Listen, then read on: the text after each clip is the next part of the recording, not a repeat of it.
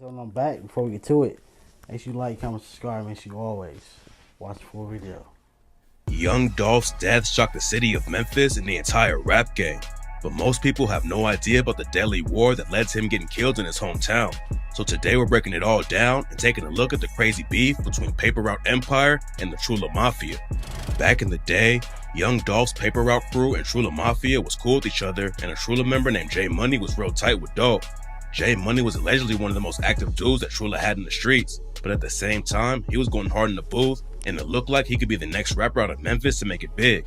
Dolph and J Money linked up in the studio for a few tracks together, and people close to the situation said that Dolph was his biggest inspiration.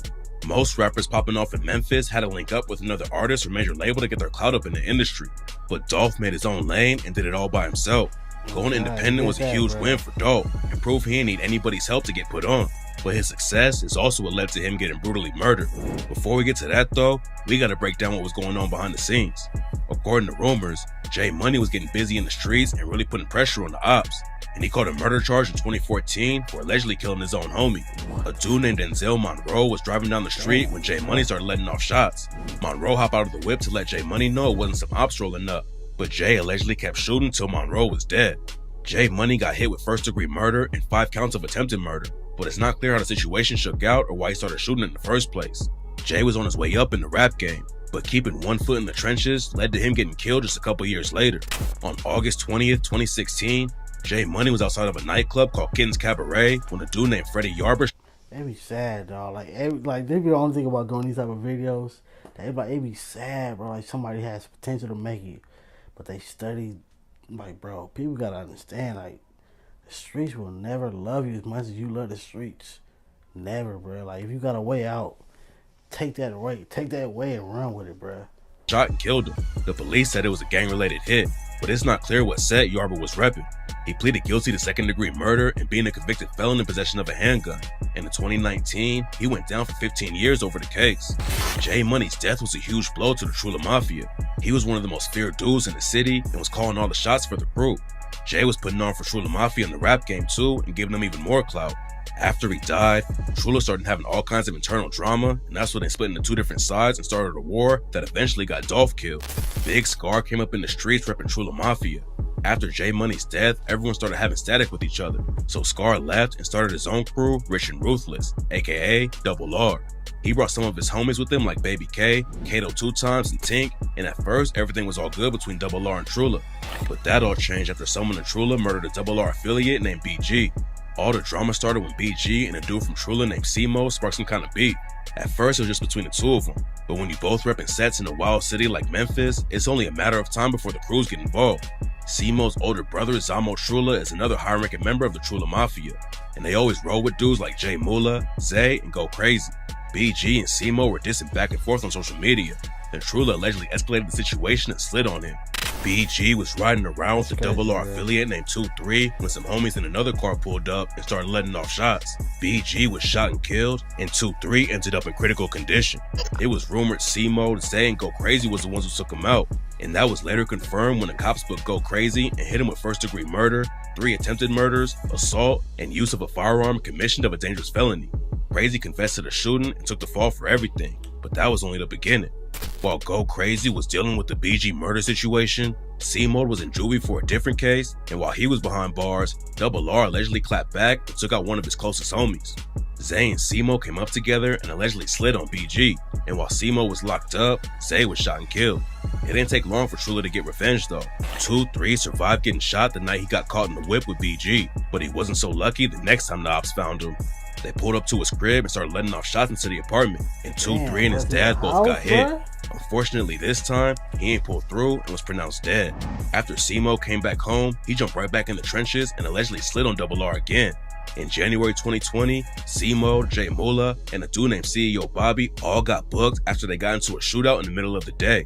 The cops responded to the shooting and the Trulla guys tried to speed off, but after running a few red lights, they crashed their whip and the police caught up to him. C-Mode already had a bunch of charges against him, but after he bonded out, he hopped in the booth and started putting pressure on Double R in the rap game too. He dropped a track called Send a Hit and got a lot of buzz in the city, but Double R was clapping back in the booth as well. J Money's brother D Money was shot and killed on Trick Street in Memphis. and CEO Jizzle from Double R dissed him on the track Rich and Ruthless and rapped, "If you diss on 2-3, swear to God it's gonna be RIP. You ain't hear what happened to the last dude, got left on Trig Street." Baby K was the first Double R rapper to get some buzz, but he convinced Big Scar to hop in the studio and he blew up instantly. Scar was racking up crazy numbers from the jump, and it ain't take long for Gucci Mane to reach out and sign him to 1017. Scar had connections in the industry because his cousin Pooh Shiesty was already signed to Gucci, and they started putting on for Memphis together like crazy. Making it in the rap game don't mean you safe from the streets though, and in 2020 the ops caught Big Scar and almost killed him. He took a gunshot to the hip, but the bullet wound went up his spine and into one of his lungs. Damn, Scar boy. barely survived the shooting, but he showed the ops that it wasn't gonna slow him down, and he hopped right back in the booth. Big Scar was also tight with Young Dolph and said he was a huge inspiration. Dolph was in a tough spot though because of what was going down between Double R and Trulla Mafia. Back in the day, he was cool with a lot of dudes on the Trulla side, but he also had homies in Double R and even signed a rapper from the crew named Big Rap fans who don't keep up with Memphis street politics ain't think it was a big deal, but in the city it was huge news. Dolph and J Money was super close before Jay's murder. His death caused a lot of drama between everyone in Trulla Mafia, but rumors say what really caused the split. It be sad, bro. Like, this be the reason why a lot of people can't make it out, bro. Especially when you come from like a small city. Instead of y'all all, everybody supporting these artists. It be this type of stuff that separate everybody, so therefore nobody gets supported, so therefore nobody makes it. Crazy, man. Was when Big Scar hooked up with D Money's girl. After Double R and Trulla went to war, D Money was allegedly killed by Big and that's why so many people were shocked that Dolph signed him to his label, Paper Route Empire. Dolph had been pretty neutral during the whole beef, but signing Big turned him into one of Trulla's biggest ops immediately, and it's what allegedly got him killed. Dolph came up in the streets and knew how hard it was to make it out of Memphis. What made him different though is how he did everything on his own.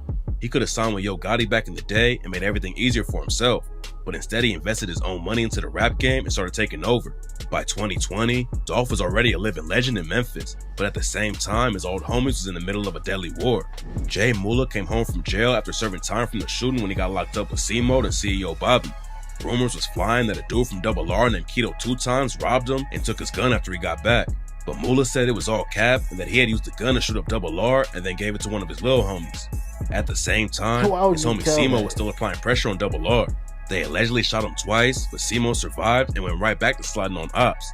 The cops finally booked him after a bunch of shootings, and they even connected him to BG's murder from back in the day. C-Mo was one of Trulla's top shooters, and he allegedly even shot up the same house twice in the same week. He slid into Double R territory and started letting off shots at some dudes inside the crib but missed everyone. So a few days later, C-Mo came right back and shot at 2 people who were standing outside at the same spot. C-Mo getting locked up was a massive blow for Trulla Mafia, but another dude in the set named CEO Teezy held it down for the crew. And this is how it all allegedly led to Young Dolph's tragic death. Teezy wasn't just Dolph's op because of the issues with Trulla Mafia. He also had ties to Yo Gotti and was spotted kicking it with Gotti's brother. Gotti and Dolph had major issues ever since Dolph decided to go independent instead of signing with him back in the day. When Dolph turned him down, Gotti... Damn, cat, they beef still was done to me, bro. RP Dolph, but that was a dumb beef.